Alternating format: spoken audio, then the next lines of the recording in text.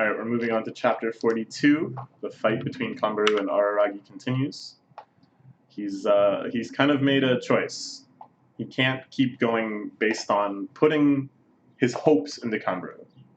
He's got this kind of wonderful endgame scenario crafted where Kanbaru is fine, she can go on living happily, he doesn't feel any guilt for anything that happens, and Kanbaru and Senjogahara can get back together, which he thinks will be really nice for her, too. It's this wonderful everyone wins scenario that he's kind of putting squarely on Kanbaru's feet. Kanbaru being able to get through this battle, relinquish the contract with the demon, not to have to sacrifice her arm. All these expectations being put on her.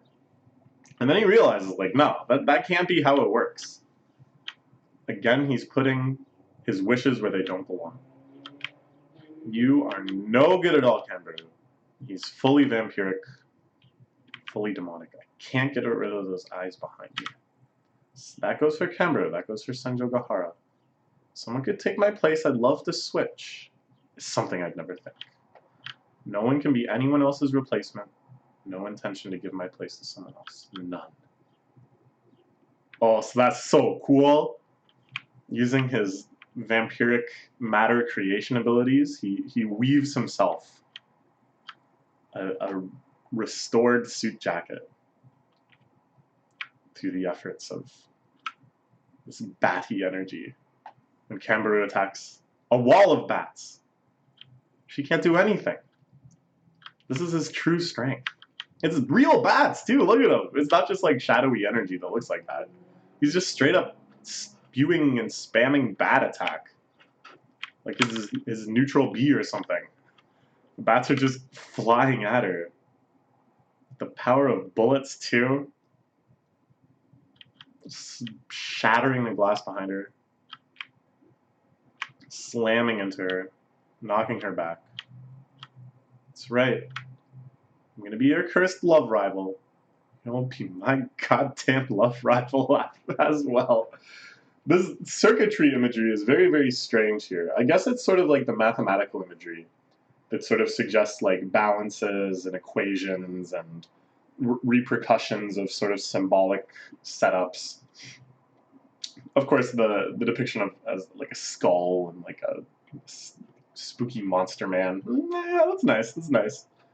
So yeah, basically Araragi like realizing this everyone happy endgame probably isn't that feasible.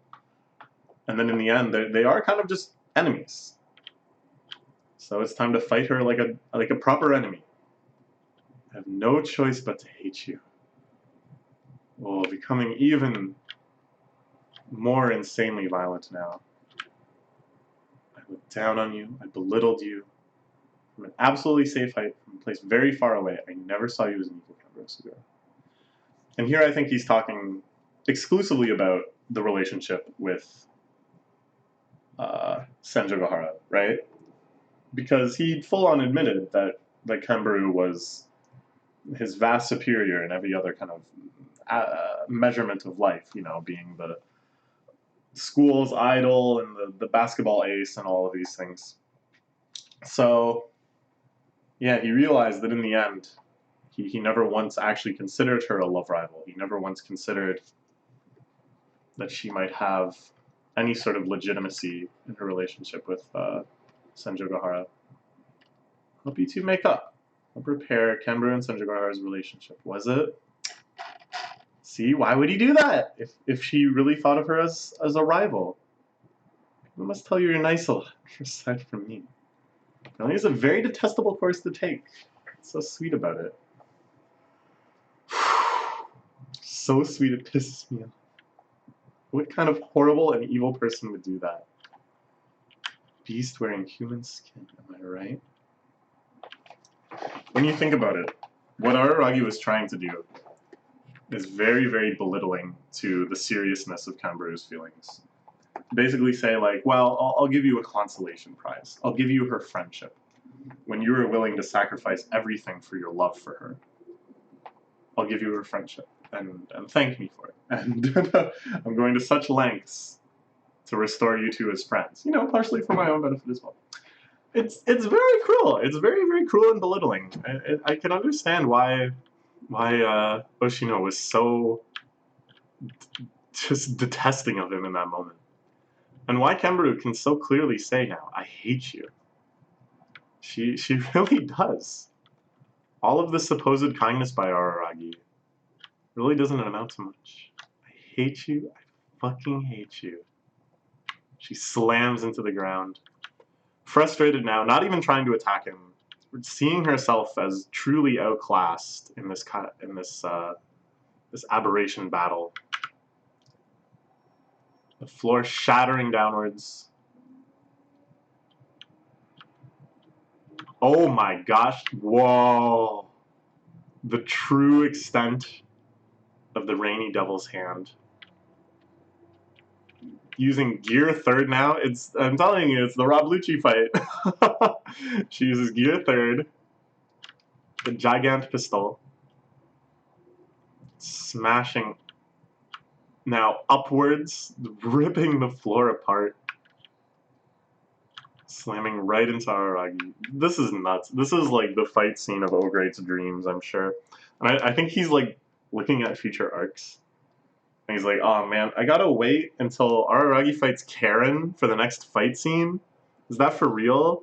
I think that's probably for real if they're gonna do Nisei after this. I don't know what order they're gonna do. Maybe they'll do Kizu after this. I guess there's kind of a fight against Black Hanekawa, but it's not the same. It's not it's not like this. It's definitely not like this. So he's like, alright, okay, if this is the only fight scene I'm gonna get for a few volumes, we're gonna go all out. We're gonna go so all out. A shot of a locust, or some sort of grasshopper, exploding and... What's happening here? This is, I guess, some sort of metaphor. Or maybe it's just some poor bug that actually got caught in the crossfire. This really is your full strength. Your attacks won't affect me. They'll only hurt. I don't hate you. The only thing hurting is my body. Maybe love rivals, but we don't exactly have to hate each other. School star and class ornament. Complete polar opposites of each other. At the very least, can we just be friends or something? She's got him in the Kawaru hold. It's like I can hear Beethoven's Ninth. I'm making Evangelion jokes here. And this little grin. Look at Araragi's little grin on this page. Oh my gosh. Oh. So he's going for this non-violent resolution. This cheeky grin, look at this! And Konbaru fully exposed. Shock. A moment's hesitation, but then as her eyes disappear, rage unfolds again. She screams a barrage of random sounds. Awahigya, ashiguki, waiguaya, otsu, wahi, blah, blah, blah. Yeah, gibberish. As she pounds him into dust, splattering him over every wall. You can see blood splatters like echoing as she swings her hand around.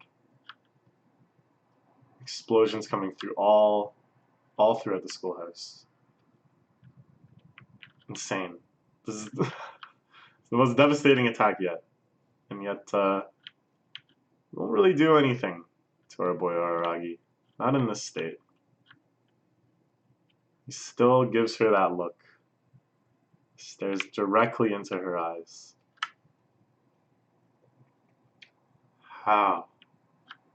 And quite a bit of fun enjoying yourself without me like that, Araragi-kun.